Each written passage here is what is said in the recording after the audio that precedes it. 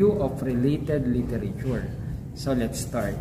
Ang title natin is Corporate Brand Image, Customer Satisfaction, and Loyalty to Selected Coffee Shops in Makati City by Forbes 2018. Mga pag-aaral sa iba't ibang mga lugar na pwede mong gamitin as basis of your study. Kaya nga, review of related literature. Nandiyan din yung mga pagkuha ng credible sources, primary sources, secondary sources, and tertiary sources. In kung anong format, like APA format ba yan, Chicago, MLA format. Let's start. Review of related literature.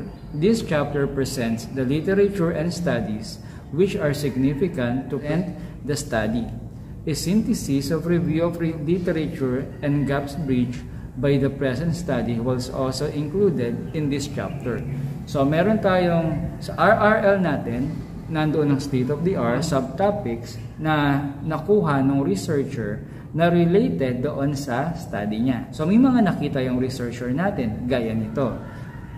Basic beliefs about brand image. Yan na yung si Nazir Ali and Jamil 2016 lang natin. Successful brand image as perceived, as conceptualized by the customer. Okay, tuloy natin. Iniisa-isa niya yung mga variables. So, nandiyan lahat ng mga sources. Pre, ito is pinaraphrase na natin. Hindi pwedeng yung copy-paste lang and then lagay dito. So, we need to paraphrase it para wag naman tayo ma-plagiarize. And ayan, isang variable natin is loyalty. Ayan, customers buying behavior. Ito yung summary ng RRL natin. Is pinagsama-sama niya yung mga proponents o yung mga tao at year ng pinagkuhanan niya ng mga RRL.